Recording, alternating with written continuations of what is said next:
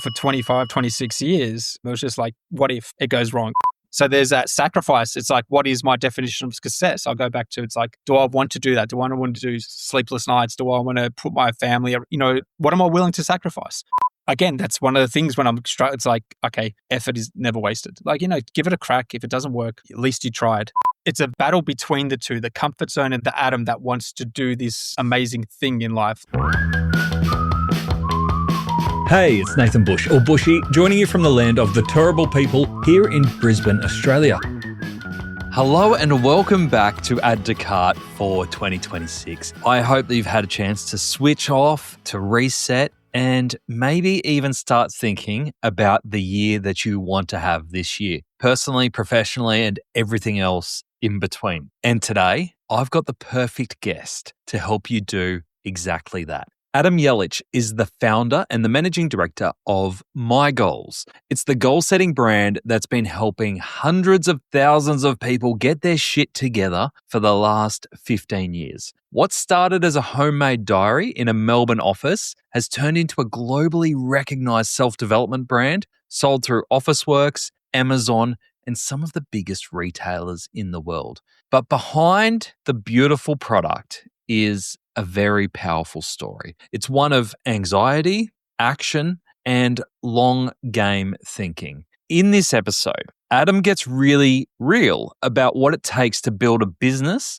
especially when you're not wired for risk taking. He tells us why analog tools still matter in a tech-obsessed world and teaches us how to reset our focus when we're surrounded by noise.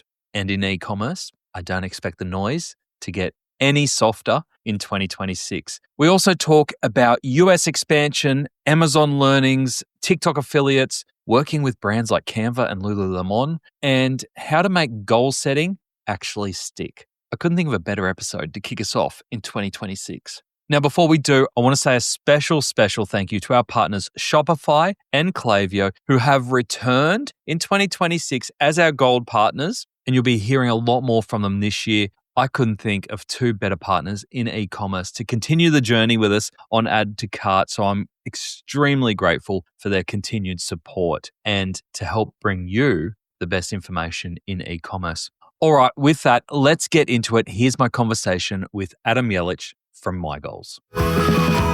Adam, welcome to Add to Cart. Thank you, Nathan. Thanks for having us. Thank you for being here at what is a crazy time of year for you. I could imagine that we're in peak season, so I appreciate you joining us right now. I've got to ask you, have you set your 2026 goals? I'm going to be honest here. I'm going to say, no, I haven't. I've got an idea where I'm heading towards in 2026 because I've actually got quite clear in terms of from a business perspective, it's US is 2026. That's the key word. So getting into details, I haven't got into the fickle details, but it's there. But to be honest, it's not there. It's pretty hard when you run a goal-setting business and your peak season is when everyone's setting goals. Yeah, well, look, we're heading off to New Zealand. We're going to be in New Zealand. I'm saving it for when I'm actually on that 2-week break. Yes. So that's when I'm going to sort of sit back with the wife and just go through personal, business-based goals, family-based goals, and just sort of give it that time that it needs. Whereas right now, it is that peak period and it's hectic and it's chaotic. So I just need that good that mindset just to sort of get it done properly. There's something ironic in that you set this business up, and I'm sure you'll tell the story to help you set goals and get clarity. And it's turned into this beast that now you're helping others set their goals and you don't have time to set yours. No, and that's a funny thing, right? I've had people say you must be the best goal setter. I'm like, you know what? I created this business because I struggled in certain parts in my life. Anxiety, fear. So, setting a business up like this, with these kind of tools really helped me in my own personal endeavors. So, I'm not perfect at goal setting. I struggle at certain elements, but this product and this whole thing that I created has actually helped me. So, if anyone goes, oh, you're the goal setting guy. I'm not the goal setting guy. I'm just the guy that created a product to help myself. You're the enabler. Yeah. So I want to hear that story because I've been following your journey for a while now. And we were talking before we got on here around your 15-year journey, that this isn't an overnight success, that you've been gradually building and improving this business over 15 years. long time. Take us back to day one. When was the moment that you said that you were struggling with anxiety, you wanted to get that clarity? What was the moment where you said, actually, I can build a product for this? You know what? I'll go back to when I was 16 years old. That's where, when Steve Jobs talks about connecting the dots, that's literally where I connected my dots. Growing up, I wanted to be a professional athlete, professional soccer player. So that was my key to being successful in life, doing something different. So at the age of 16, I'm on this journey to become a professional soccer player. I start reading biographies about athletes, about business people. And there was this common denominator where people were saying, my goal was, my goal is. And that got me into goal setting. So it got me thinking, what is this in goal setting? And it was just all about sort of, having vision, clarity, and direction in your life. And it stuck with me. It was a really simple process. It was just like, you know what? I need this to help me become a professional soccer player. So that's when I really started to set goals. I started to get into that whole personal development space. And, there was a book at the time that really changed my whole thinking and really understood what I was feeling. And it was called The Hero's Journey by the late Jim Steins. So that was a book when I read it, I was just like, this is the first time I'm reading something that just gets what I'm feeling. Yeah. I wanted to do something extraordinary for my life. I wanted to do something different. But I'd been brought up in this whole, I was brought up in a European background family. They came over from overseas, worked as a forklift driver. My mum worked in the council. There was no one really in business or doing something extraordinary. So it was always a little bit of a struggle growing up in terms of thinking outside the box. So anyway, I get to 16, I start setting goals and it sort of sticks with me and, go to university. I don't make it as a soccer player. So I go to university and then I'm sort of stuck. I'm sort of in this place where I don't know where I want to go, but I've got these ideas. I've got these plans. I want to do something. How old were you when you gave up on soccer? I'd probably say 19, to be honest with you. Okay. It's sort of, if you don't make it by then, you're not really going to make it. There's stories of, the 1%ers, but generally you're not going to make it after that. So it would have been a tough realization. Oh yeah, 100%. I put all my eggs in that basket thinking, because we had people around us that had become professional soccer players. They played for Australia, they played in the National League. So that was the escape route. That was the journey, right? And it doesn't happen. And then it's like, what am I going to do? And then I sort of, dabbled in certain things. I became a personal trainer, got into sales. But deep down, I always had these things that I wanted to do. And I started to get angry, not at the world, but with myself, because it's like, I've got so much more potential, but I'm not doing anything about it. And then it got to a point I was just sort of like, I need a product to help me set my goals, get clarity, direction. Before that, I was writing on scrap pieces of paper, lose the paper, see the one word line. And it wasn't appealing enough as, it didn't move me. So then I remember in a PD session at a sales job I had, and the coach there for the day said, I want everyone to take out a scrap piece of paper and write their goals. And that was that light bulb moment. I'm like, I already do this. And it doesn't seem to work for me in terms of I lose the paper. It's not as personal. And then literally after that session, I went to my boss at the time and I said, I got this idea. I'm going to create my own goal-setting diary for myself to use. And he sort of laughed it off. I didn't do anything about it, but it kept sticking with me. And I was just like, I need to create the product so I can actually set my goals and achieve the things that I want to achieve. And so, sat on it for a while and then basically got to a point where one day I just sort of had enough. The anxiety, the anger grew, and I'm like, I've got to do something about this. I got it to my computer, when I got a Word doc, typed it all out, and then gave it to one of my best friends at the time and said, can you put this together? And he did. I got it bound at a local bindery in Melbourne and started using it, and then thought at the time, it's like, let's just see if anyone's interested. I rang up a bookstore called Carlton, Readings Bookstore in Carlton. And within 30 seconds, they're like, come past, show us the product and we'll see if we like it. And I was just like, shit. Really got to do this. Well, it was more of a fear case because I've always been one of those, what if they hate it? What if they don't like it? It was always, from a negative, you know what I mean? It's always what if it goes wrong? Not from a positive aspect. So it was like, they're going to hate it. And this negative self-talk. And then within that 30 seconds, I realized, damn, like it was that easy. And that sort of got me started. Yes. And what was it around goal setting? So obviously you had your soccer dream that you were then trying to find your feet after that. And you've mentioned anger a couple of times, but was it about writing down goals? Is it about clarity? Is it about accountability? What is it about writing down goals that helps you step forward? I think it's just exciting to see what's possible. Like when you put pen to paper and you sort of reverse engineer this vision that you've got, and it's like, all right, if I do this, then do that, then this is possible. So it becomes a reality all of a sudden, as opposed to just saying, wouldn't it be cool to one day do this? And then it's just like, there's too many, it's just overwhelming. Everything's overwhelming. Whereas this was a case of like, if I want to do this, now let's reverse engineer. I need to do this, then from there, do this, do that. And I had this whole belief of, self-belief is the most critical thing when it comes to business, I believe, or in sports, in business, anything really. If you don't believe in yourself, then it won't happen. And the only way you can believe in yourself is to start taking action, start building that momentum. And from that momentum comes belief. Because all of a sudden I get a yes from a readings bookstore and it's like, oh, okay, what's next? And then I go to the next one and then it builds from there. And then I go to the next one and then it's just sort of like, oh, this is actually possible. Whereas growing up, I thought it wasn't possible. I was taught that old school mentality of go to school, get good grades, get a good job, pay off a mortgage. And it was always a case of don't go, step outside because you won't make it. You don't have money to back you up. You don't know anyone to back you up. What if you go bankrupt? What if you fail? All these negative things I got brought up on, not in a bad way, but just from a safety perspective. Yes, you had to break that barrier. And I still have to break it to this day because it was wired into me. For 25, 26 years, it was just like, what if it goes wrong? And it's like, So I've had to deal with that constantly, just like constantly reframe it, constantly step back and go, no, it's possible. Yeah, okay. When you first got your first diary, do you call them diaries? I call it a diary. Yeah. It was called the MiGOALS diary, yeah. In Australia, we call it more diaries. Okay. When you got your first diary into the first bookstore in Melbourne, did that open up a whole community of people who were really passionate around goal setting and putting things to paper? At the time, look, there was KKK at the time that were, starting that process. I remember walking into a KKK August 2010 and seeing a goals journal be launched. And I was about to launch my first MiGOALS diary around September, October. So we're just at the final stages of putting it together. And I was just like, my heart sank. I was just like, oh, damn, someone's doing it. But I think at that time, it just sort of things started to change, right? Prior to that, growing up, I'm 41 now, but we got brought up, if you're self-help, you'll remember Tony Robbins. Yep. So he was our guru, right? And either you're into him or you're not. And I was into him. So like there was that thing and it was very cheesy. People would say, oh, it's cheesy. I don't like that thing. Whereas I was into it. And I think what we did was we opened it up to more the masses where my whole thing in my back of my head throughout the journey was, make goal setting cool. Just make it accessible. Like, why shouldn't it be? Like, you're planning your life, you're dreaming. That's exciting. How did you develop the product then with that in mind? How did you turn goal setting into something that was cool, that people actually enjoyed opening up these diaries and found it enjoyable, not overwhelming?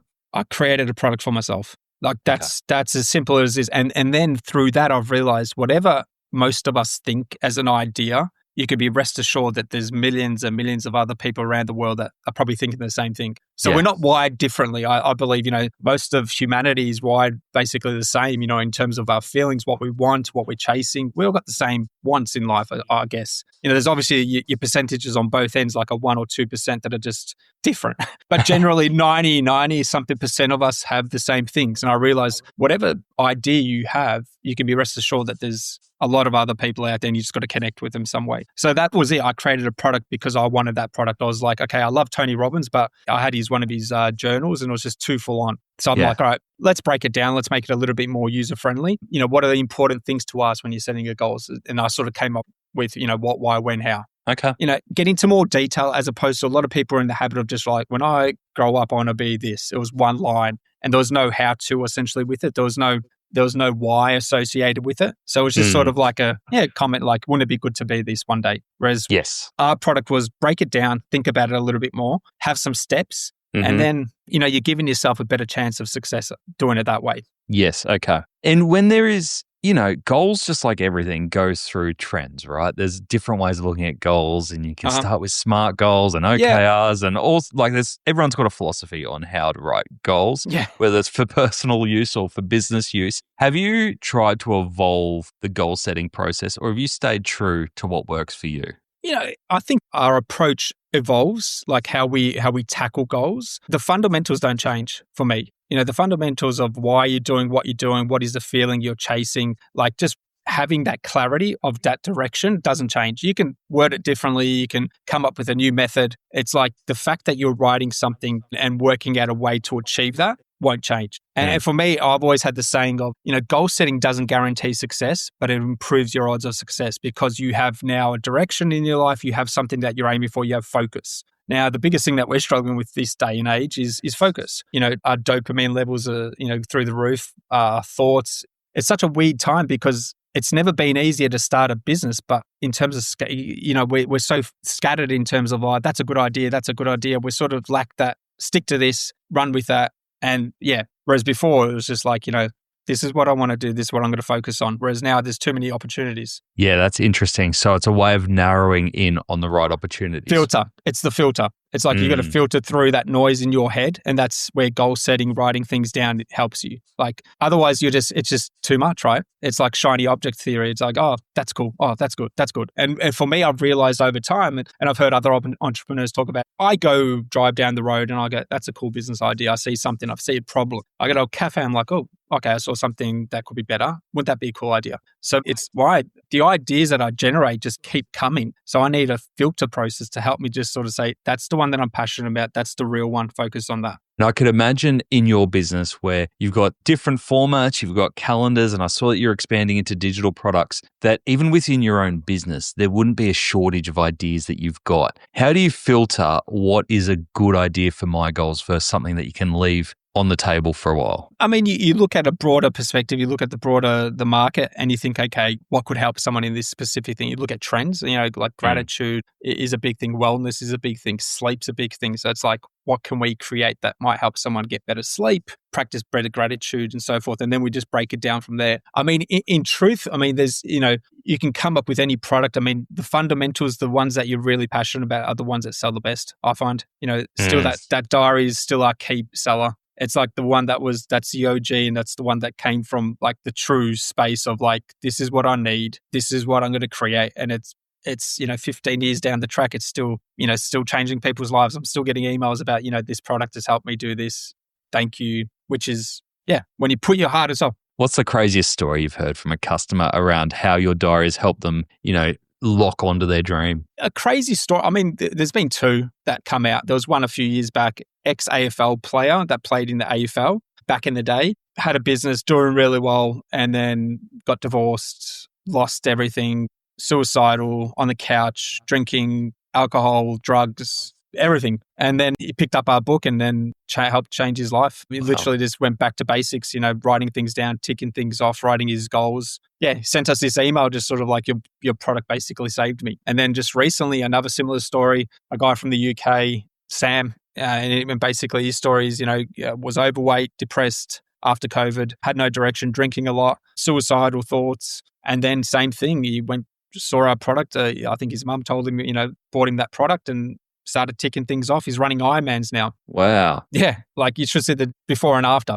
Like huge change. Pretty cool. How do you get people to take that initial step? Have you found that there's a particular marketing message or content message that you can put out there to get people who are in those situations or who might feel a bit lost, even if it's not as dire as that, but just feel a bit lost and a little bit listless? Is there any particular message you put out in market to go, this will help you? We're trying things. I mean, it's not as easy as what I think in my head and what I think should work doesn't ultimately work all the time. Yeah, okay. I've always, problem solutions, like if you're struggling, then this product will help. General messaging like that is something that gets people's attentions because everyone wants to improve something in their life. Like it works for me. So I always take it on board from a marketing perspective. It's like what attracts me. It's like this product will help you live longer. It's like, oh, curious. Yeah. I always click. It's, you know what I mean? It's like, yeah, tell me more. So stuff like that, the general consensus of like, if you're feeling overwhelmed, anxious, this product will help. I think we have to get better at doing it because sometimes you go too broad, it doesn't hit. So I think, again, one of our goals is to sort of get more narrow-minded and say, what's the specific problem that people are facing? How can our product help that? As opposed to just like, if you need help, then we're here. That's a really good pickup because obviously you've got a product that anyone can use, really. When you look at your total addressable market, it is anyone. Mm-hmm. How are you going to decide who you focus in on? Well, I mean, looking at data, obviously, predominantly 80% female audience, generally 25 to 35. So that age group, whether it be a professional, mum, wife, there's that specific group. And look, we're still in that stage where we're not considered a personal development brand, which I would like it to be. So I think that sort of has to change from, it's still stationery, right? So when you look at stationery market, the men aren't so receptive to it. It's like, I don't need that. I don't write in a diary. I've got ChatGPT to share my feelings with. I've got it in my head, right? That's the main one. And I always go, and I remember reading a fact that said, the average human being has 50,000 thoughts per day. And it's 50,000. So it's like, if you think you've got all your things in your head, that's why you feel overwhelmed, right? Because it's all up here. And there's no direction. It's just like survival mode. But yeah, I think, starting at what the data says and then expanding from that. and then going into like, I think going back to the real principle of how can we help people, like that genuine, like we want to help. So like, what does that look like? I think that's what, a lot of brands now are just about sales and growing and getting bigger. It's like losing that fundamental, like, what are we here for? What's the real purpose? Like we want to help change people's lives.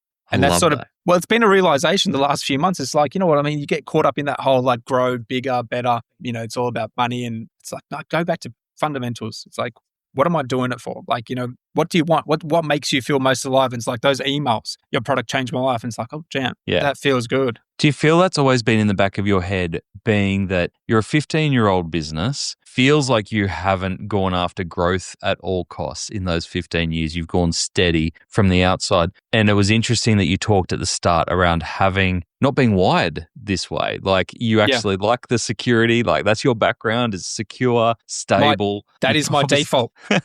So how have you approached an e-commerce business and, or a retail wholesale business as well? But how have you approached business with that mindset that you're making enough money to be stable, but still growing at the same time? It's been tricky, right? Like my default mode is like the comfy blank. I don't want to do anything. It's like my comfort zone is really my default. So it's always been hard to sort of get out of that. But at the same time, I've got this thought process of like, I want to do, it's a battle between the two, the comfort zone and the Adam that wants to do this amazing thing in life. Like I've got these ideas and it's like, I see and here's the thing, right? 15 years, I've come across people that have gone onto their second, third thing right now and their second and third thing has blown up. And it's like, you look at it and it's like, oh, like, okay, well, you're doing something that's growing, but it's like these guys are like blown up and it's just like, damn, it's like far out. So there's that shiny object thing, but then my brain goes to, am I willing to sacrifice everything to start again and do that again and go through all the, you know what I mean? So there's that sacrifice. It's like, what is my definition of success? I'll go back to, it's like, do I want to do that? Do I want to do sleepless nights? Do I want to put my family, what am I willing to sacrifice? Yeah. And that's been the key question. But at the same time, I'm pulled by the idea of like, wouldn't it be nice to sort of go on these other journeys and, go through that excitement of building something different? And, tech's an exciting thing, right? You see brands that just have an idea and they're, valued at $100 million and this and that. And it's like, fuck, that'd be cool. When was the last time that your email strategy was as smooth as your morning coffee? That was the question for Pablo and Rusty's, a purpose-led Sydney roaster with a booming subscription base. But with MailChimp, they couldn't connect opens with actual purchases. They were sending blind. Enter Klaviyo. With segmentation, cohort analysis, and Shopify with recharge integrations, Pablo and Rusty's gained real visibility into customer journeys. In 2024, Klaviyo delivered them a 61 times ROI, drove 30% of e-commerce revenue, and lifted loyal and recent customer segments by 11% quarter on quarter. Now, their emails don't just sound good, they build real value with every send. That's a real smooth cup of joe. See how Klaviyo turned data into dollars. Visit klaviyo.com/au. I could imagine that everything you're seeing at the moment around AI, and if your goal is to help people live better lives and get the most out of themselves, obviously what you've done over all this time around the diaries and the calendars and some of the digital products are huge enablers of that. But what's your thoughts on going down the AI path to be more interactive with people to help them get those out in other ways? Are you purely sticking to a more analog version?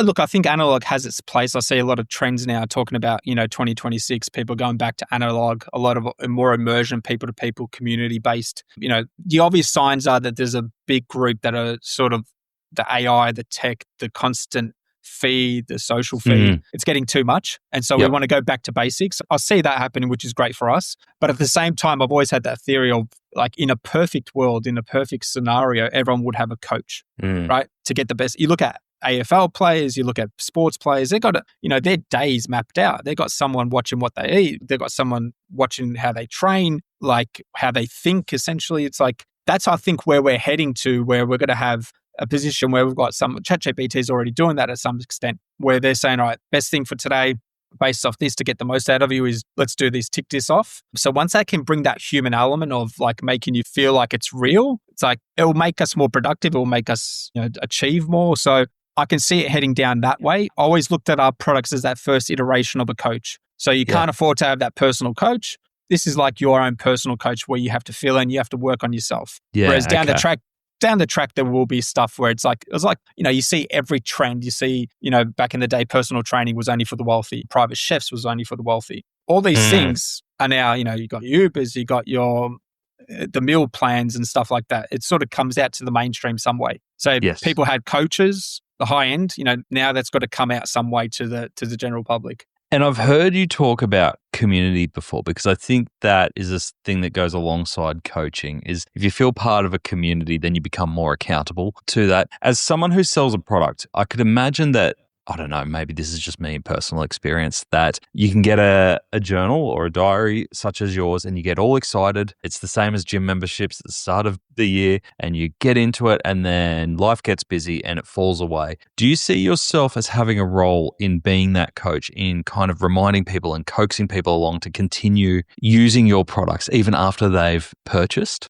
Somewhat, yeah. And I think it's something that we have to do a lot better. I put my hand up. I can see where things are heading. You look at, even from any entrepreneur talking about, community is the key to the future, right? AI can't take that away. So in terms of developing that community, definitely that's something that I should be doing more. The brand should be doing more of. So it's something that I'm aware of. It just, again, running a business, there's so many. Yeah, it's a lot, right? There's a lot of things to do. So you focus where you can, and in a perfect world, you would have a huge community of people. You'd have events. It would be totally different, right? Yeah, endless amounts of money, backing, funding, team. That's why we're still a small business, right? So in a perfect world, I mean, that's why you look at, when you see brands and they got, we got $10-20 million raised. It's like, of course, you can put anything to play. You know what I mean? That's exciting. You can do anything with that kind of, you can build anything, what you have in your head. I've always seen MiGOALS as like, I'm proud of it, but at the same time, I know it's only like 40% of what it could be. The potential. The potential is so much more. Okay. And what I find fascinating is your model, because obviously e-commerce, but you're also stocked in Officeworks. Yeah, so wholesale Officeworks first time this year, actually. So yeah. That's very cool. Even to have this product, MiGOALS, or any type of product that's to do with mindfulness and focus in that business environment, just being part of what we do is a good sign, right? It's a good sign. I mean, Officeworks is never, it's an odd one. It's like Australia, we're limited in terms of, let's say from a stationery perspective, before we had Borders, which had, your 20, 30 big stores, right? Big volume. Whereas we've gone through this, any small business in the gifting, in the lifestyle product range, it's getting harder. There's not many stores out there that you can sort of, in Australia especially, release a product and get out to hundreds and hundreds of stores. Yep. Whereas, FMCG, you got a food product, you get stocked in Coles, Woolies, you got 1,500 stores right there. And do you find that your product is something people have to touch, feel, see to get excited about? I think it's important. Yeah, it's definitely important to sort of scroll, have a look what's in it, feel the paper, feel the texture, see if it's something that might suit you, feel the weight. It's definitely important. It's not the be all and end all, but it makes it easier for people to decide whether it's the right product or not. So do you see yourself doing more wholesale, or if you're only at 30 to 40% of your potential, where do you see the rest of your potential coming from? I think international markets, especially the US. So we've been in the US, selling to the US for the last 10 years, just through our online store. But that comes with a little bit of an issue because, people are placing an order through our store and we're fulfilling it from Australia. So not only is postage expensive, time, it's not. I sometimes question like, why are they ordering? It's like taking 2 weeks. It's costing them nearly as much as the product to, pay for the freight. So I think from an operational perspective, if we can set up in the US properly, which we're starting to look at through Amazon, maxing out Amazon. So Amazon can do not only Amazon US, but they can also do our online Shopify orders, fulfill those, and do our wholesale. That's the approach that I see where we can, the American side should be a much bigger market than the Australian side, whereas Australia is the big market now for MiGOALS. I'm assuming if you're looking at that model with Amazon, there must be enough margin in the product from a gross margin perspective. Yes. Yeah. There's enough margin, but then it's a testing market as opposed to me going up there, setting up factories, setting up 3PLs. Amazon's, they take your margin a little bit more, but it's more seamless. So if I can set up at that as an entry point, as a central point to start with, and test all these markets that we do here in Australia really well. There's 3 or 4 verticals, then, that should be where the growth comes. When you are looking at a market like the US, do you do in-depth competitor analysis, or is it a case of actually the barrier to launching over there is fairly small? Let's just get it in there and see what happens. I think we understand who the competitors are, but then the barrier, it's like looking at, activewear. Everything's very similar these days. So there's no real differentiators. It's just storytelling in the end. So I think for us at our level, at our size, it's just like, just get in there and just sort of build it. And Amazon, we've been 2 seasons now. We started last December.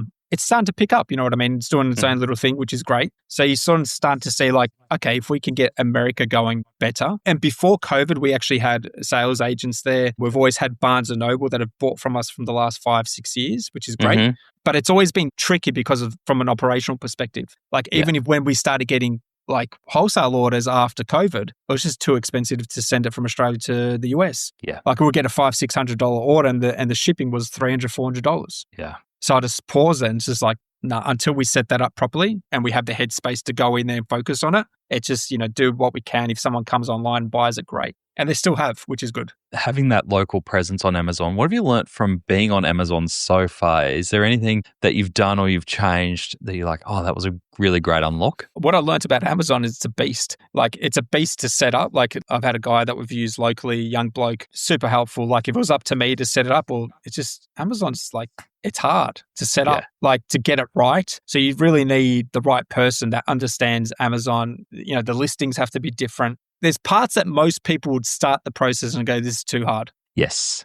Or there's parts too that people don't think about in terms of, yes, you're creating PDPs on Amazon, but the customer journey is totally different. So when you're creating PDPs here on a D2C site, you do have to do that storytelling. You can take people on a journey because there's a multiple touch point. Whereas at Amazon, people are ready to make a decision, right? Yeah. And the worse it looks, the better it is somehow. Yeah. Like, that whole design element, the whole branding, like you said, the storytelling, it's like, it's important, but it's not the be all and end all. It's like the listings have to look a certain way that reflect an Amazon listing. So it has to match that consumer there, that they know what to expect at an Amazon, and you sort of have to come there and match it.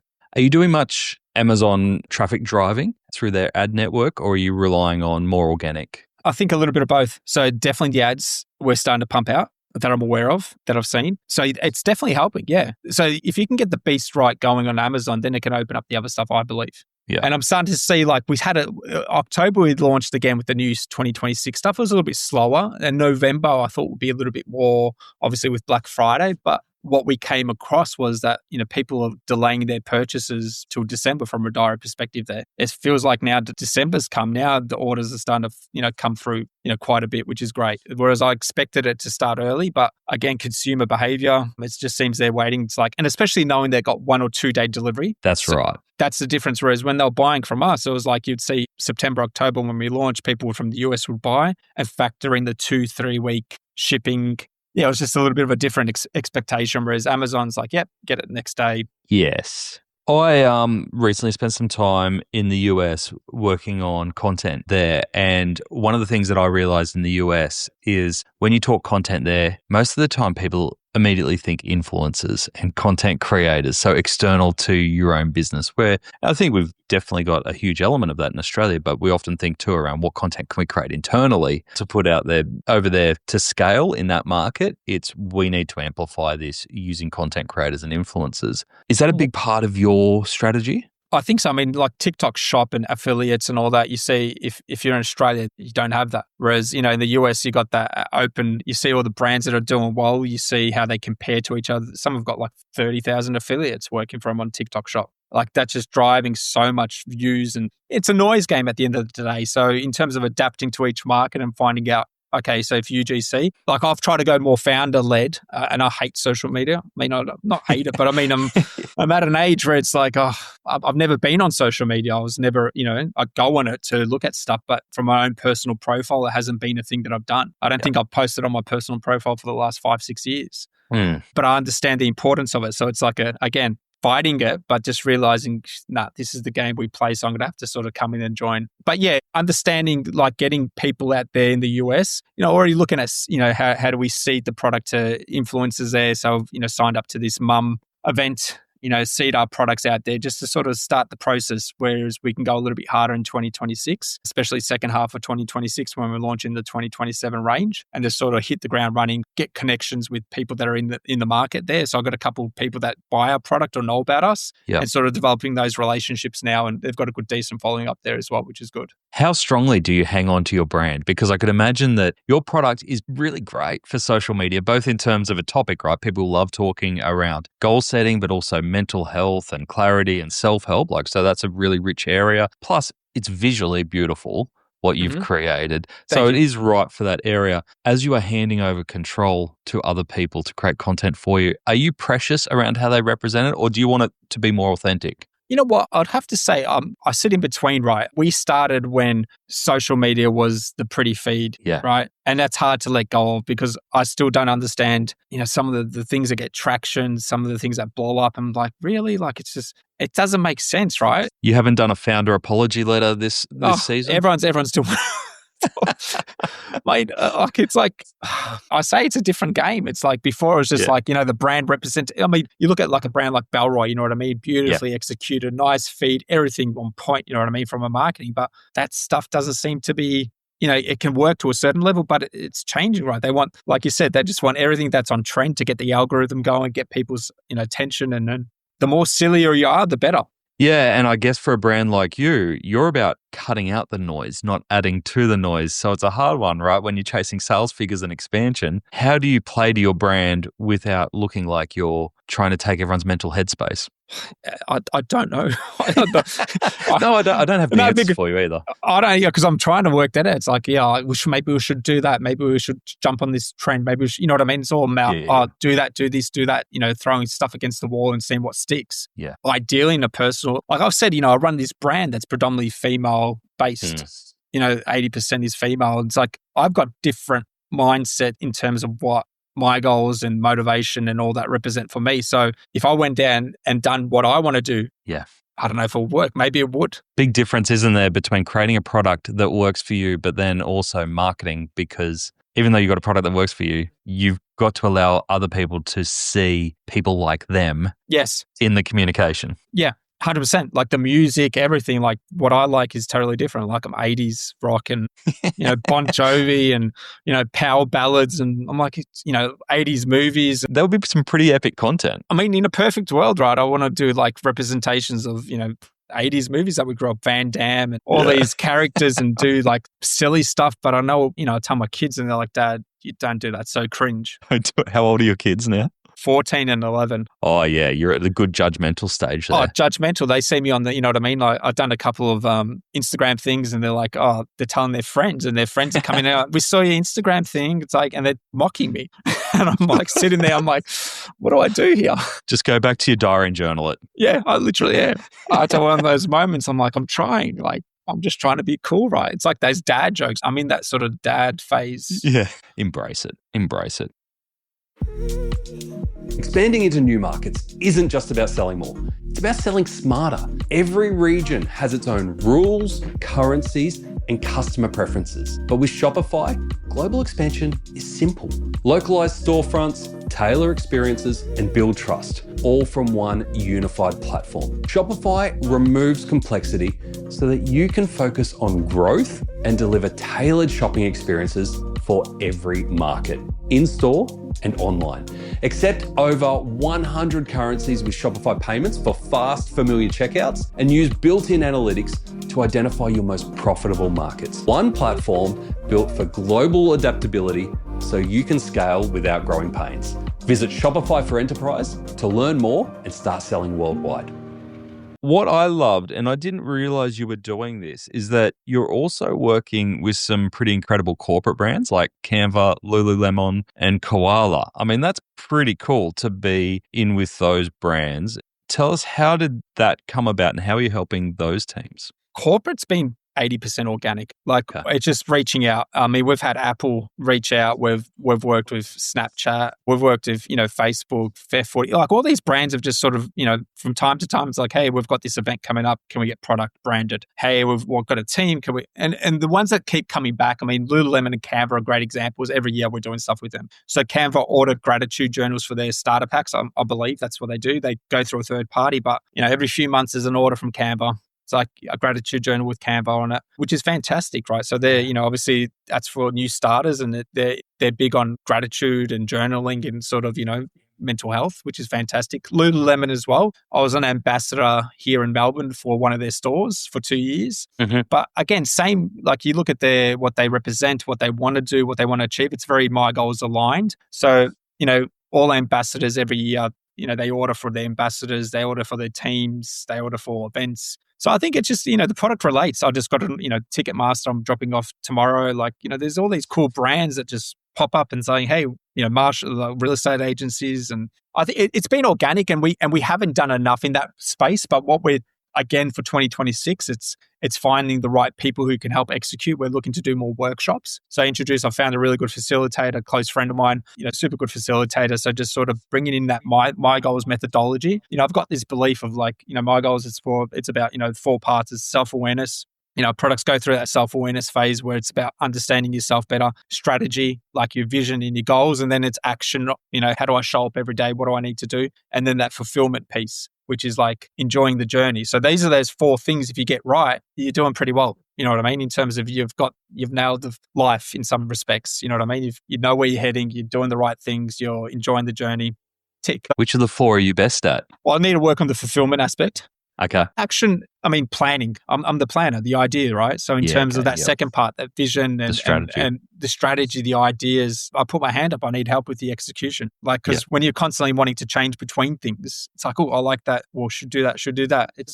I got to go back to my goals, right? I got to go back to the pen and paper and go, that's what I need to go back and focus on. Do you have any tips for people who struggle to get their head around it? Because I actually remember in the peak of COVID, and there was some stuff going on in business, and I was like, what am I doing? I think everyone kind of had one of those moments in COVID. And I did the Ben Crow course around self-awareness. So he's Ash Barty's mindfulness coach. Okay. And I really got into his stuff, and I really like it. And I did an online course around, trying to find your inner child and who it is and where you want to be, what you get passionate about. And it was really good, but it was really hard work doing it by myself. You know what I mean? When you're kind of stuck with your own thoughts and you're like, am I just mirroring what I want to hear rather than actually interrogating my own thoughts? Do you have any tips for people when they're sitting with these 50,000 thoughts a day, how to keep yourself honest and motivated? I mean, there's sayings. There's a saying from Tony Robbins, progress equals happiness. So make some form of progress towards something, your health, your relationship.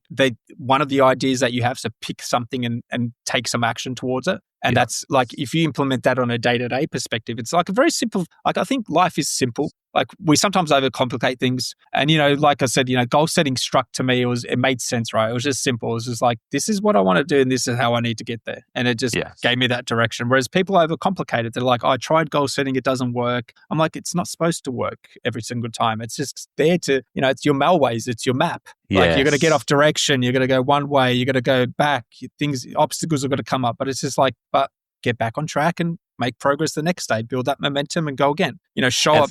And I think we hear a lot of stories, especially around athletes and people in business who are like, I always had this purpose to do this, but sometimes it's only after you've done those things and the stories kind of form that you look back and go, oh yeah, that was my purpose. Yeah, I mean, looking back, right? So looking back, so the clues are, if you're looking for your purpose or you're looking for what lights you up, look backwards. Go back to the time when you felt most alive, when you felt happy, like what were you doing, who were you with? And just sort of, we've got multiple personalities, I think. You know what I mean? Yeah, there's days when, we're just totally different people, but generally we want the same things. And I always say goal setting, you got to work out what is the feeling you're chasing. Yeah. You know what I mean? Yeah. It's a lot of people set goals around money, and it's like, understand what is that feeling? Are you chasing respect? Is it ego? Is it, purpose? Is it for someone else? Like really understand what you're doing, and then you can sort of make better decisions based on it. And you can go, okay, well, shit, that's not good. Yeah. Everything's all about ego, right? It's all about being the best. And that's not going to serve me well. I remember that was one thing. I had a coach in a corporate job once, and it was a leadership coach, and we were in a special group, and I really struggled because he was like, everyone has one purpose. And I was like, well, I'm kind of a different person at home than I am at work, than I am around my mates, than I am when it's just me and my wife. I'm a different person. I show up a bit differently, and my purpose changes slightly depending on that. And I really struggled with that concept. And I was explaining it to a group in a workshop the other day, and I was like, we're trying to create content and we're working out what brand we are. And I was like, don't try and be one brand, because think about yourself, that you've got a personal DNA. At the core, you've got your values and you know what you respect and what lights you up. But hey, when you go to dinner at your grandma's house, you are going to be a different person than when you are in a meeting room as you are when you're one-on-one with your wife. Like, at the core, you need to know who you are, but you don't need to show up in the same way every situation. 100%. I mean, the only exact same purpose that everyone has is that we want to be happy. You know what I mean? If you use that as one context, it's like, all right, how do I make myself happy? Like, it's a question you can ask yourself, what makes me happy? And I give myself all these little acronyms like LFT, right? Look forward to. Like, so when I'm struggling, it's like, LFT for tomorrow, it's like get a coffee, read the paper. Like that's cool. Play golf. You know what I mean? There's another one, RAM, RAM, reflect, acknowledge, move. So every month, like check in, right? Reflect on the month that was, acknowledge what worked, what didn't, and make plans to move forward. So I've created these little triggers in my mind through the books, through my own thing, because I struggle a lot. Like, you know what I mean? Like I go through moments like everyone else does, and it helps. And you sort of work out what helps you. And then it's like, okay, so from a purpose, like I want to create something that has impact. And I go back to a saying, to love what you do, feel that it matters, and then make a good living from it. Those are like, if you can match those three, the quote is just to love what you do and feel that it matters. But I added make a good living, because if you're struggling financially, everything else falls apart. Yep. It does in reality. You know what I mean? Yeah. It's like you can train and feel good about your body and your mental, but you're still struggling on that other aspect where it shouldn't be, but it is a big thing. I love it. Yeah, you got to create your own little rules, your own little triggers in your mind. Don't overcomplicate it, but find out what works best for you. Keep it as simple. Like, how do I want to be happier? How do I want to make progress? Okay, then, And go from there. I love it. And I love your tip around just make these goals, set an action, do the action, reflect, go again. It doesn't all have to make sense into a big picture. Well, it's all, remember, compound interest. Like if you go to financial, it's just like everyone's kicking themselves, and I'm doing the same thing that my parents and I didn't set up a fund and just put, $100 in there since I was, one every month, and then bang. Yeah. You know what I mean? We overcomplicate it. It can't be that easy. It's just like show up every day, do some things every day, get good habits, train the body, train the mind, make progress towards a project that you're passionate about. And over time, compounding effect is like, you'll get somewhere. You might not get to the top where you thought you would. I thought my goals would be like, 5x, 6x what it is, but we've got somewhere. Do you know what I mean? Yeah, I do. Absolutely. And no one can take that away from you. No. And it's better than an idea, one of those ideas of 50,000 ideas that are stuck in the back of your head and never goes anywhere. That kills people. Like that kills me. Like I'm going through that phase. Like there's other ideas, and I know if I go through life not executing on some other things, it'll haunt me. Yeah. And then there was a teacher from my daughter when she graduated grade 6, and she was a lovely teacher. One of her quotes was, effort is never wasted. So when you're going back to what you said, like, again, that's one of the things when I'm struggling, it's like, okay, effort is never wasted. Like, give it a crack. If it doesn't work, at least you tried. And then you go, that saying. Yeah, effort is not wasted. It's like man in the arena, that quote, you know what I mean? It's like, yeah. People can have a go at you and, but the people that are trying and are going out there and doing the things, those are the ones that, to me, they're the winners. Awesome. So this is a big call, but you are our first episode of 2026, and I couldn't think of a better episode, especially as people are coming out of holiday mode, maybe thinking about setting goals for 2026. Apart from going to pick up a MiGOALS diary and documenting it and getting some clarity, what tips would you have for people as they're approaching goals in 2026, keeping in mind the environment that we're living in it's crazy. We've got we've got a lot of noise. Yeah. We've got a lot of uncertainty. We've got a lot of it feels like there's a little bit of anger and angst, and it's unsettled. What advice would you give to people to kind of come in and focus on themselves and set themselves up for a good year? I think it's just like don't waste the opportunity. And this is really, I mean, I shouldn't say this, but like AI, I've gone down the rabbit hole of AI, and it's like there's scary elements of it, right? You've got the top leaders in the world saying, we don't know what this thing might do. It's not the old YouTuber fear-mongering stuff. It's like legitimate people that are running these things are like saying, this could wipe out human civilization. And I look at that, I sometimes read that and go, life is short, like don't waste it. Like do the best you can. And I have to constantly remind myself, because we're getting to these modes of feeling like, oh, it's, it's hard, it's this, it's that, all these small problems. And we're like, oh, it's just like, go out there, have fun, enjoy it responsibly, obviously, but just go out and make the most of it. Don't waste another year. Like take 2026 as a year to get excited about your life. And that's what goal setting was, right? The ability to sit there, take a pen and paper and go, what is it that it's going to light me up? What am I excited about doing? Yes. And then going out there and just sort of chipping away at it. But isn't that even a nice turn? Because I might be, again, speaking from personal experience. Sometimes when you set goals, you think about what problems of mine do I need to solve? But instead of thinking about it from that perspective, go, what can I get excited about? Yeah, get excited. Like, again, they always say, think about when you were a kid, right? You get excited about things. Yeah. Like the clues are already there. It's just about us having the conviction and the courage to go out there and just like, nah, that's it. Like, this is what I'm going to do. And I'm going to reframe a few things in my head, which we all have to do. Like I put my hand up. There's days I'm just a negative prick. You know what I mean? I'm just a negative person. And it's just like, I need to constantly remind myself, we've got this great opportunity where, we're fortunate where we live and what we do, and take that gratitude aspect and make the most of it. LFT, right? Every single day. Have something. Oh, good. You've got me pumped for 2026 now, mate. Thank you. Thanks, Dave. Thank you. Now, Adam, give us a little bit of a plug. So if people want to learn more about MiGOALS and some of the amazing products that you've got to help people document this and get some clarity and direction, what's the best place for them to go check all that out? Website, so www.migoals, so MiGOALS.com. That's the best place. We'll probably also organise like even a coupon voucher for you guys, for the community if they want. So you can put that in the notes, or we can set that up after. Jump online, Instagram as well, MiGOALS, so MiGOALS. Those are the two main ones. And check us out. And again, it's like, there's no right or wrong. I always say, like, whether you might use an app, you might have a coach, you might have a friend, like just have something that helps you. That's literally it. It's like, just have something that gives you better guidance, helps you remember the thing that you want to be doing, as opposed to going into your default, because defaults for general human, it's not good. Like I said, you always got the small percentages just have this optimistic, happy go, work ethic, get things done. There's people like that. But generally, there's a reason why there's only a select few that ever go to those certain areas. Yeah. So you got to find things to help you. And this might help. I love it. You've helped me a lot today. You've got me excited about 2026. Thank you so much for joining us on Add to Cart. Thank you, Nathan. First episode. Pleasure, man. Thank you so much. Love the chat. And looking forward to 2026, right? Let's get this thing going. Let's do it. Let's do it.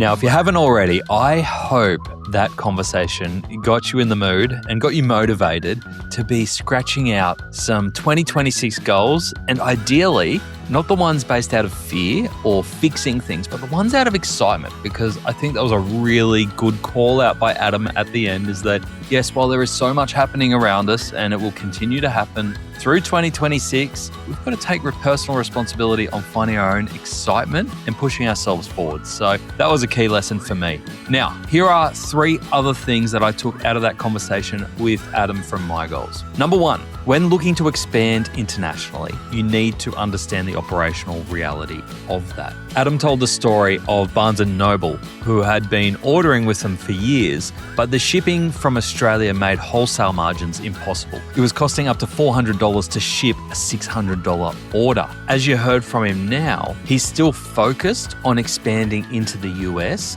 but doing it in a way that is much more sustainable for the MiGOALS business. And a lot of that came down to stress testing the logistics. Margin erosion from shipping, fulfillment delays, returns, and complexity can kill even the most promising channel. By using local 3PL or marketplace fulfillment, like Adam is doing with Amazon US, that makes that operational reality much smoother. It also gives a great customer experience and sets you up for success. So when you're thinking international, and hopefully some of you are this year, don't just think about creating new websites. It's what is the operational reality of that. Number 2, and I want to continue on that theme, is that you need to design for marketplace context, not necessarily brand ego. In Australia, we are very strong in D2C, and I would say that we have some of the most attractive and well-designed product pages in the world. However, as we heard from Adam, your D2C design might not necessarily work on marketplaces like Amazon, where the focus is on conversion, not necessarily awareness or consideration. Sometimes, the worse it looks, the better it is. Design and storytelling do matter, but it has to feel like an Amazon product page. So when you are expanding into new marketplaces, don't just copy what you've got on your D2C site. You're going to have to design for that marketplace, and it will probably take a lot of testing before you figure out what works in each marketplace. Don't just copy and paste. And the third thing that I will leave you with, and it would be remiss of me if we didn't touch on this, is how to set goals for 2026. Adam gave that great framework, the 4-part framework around setting goals that stick.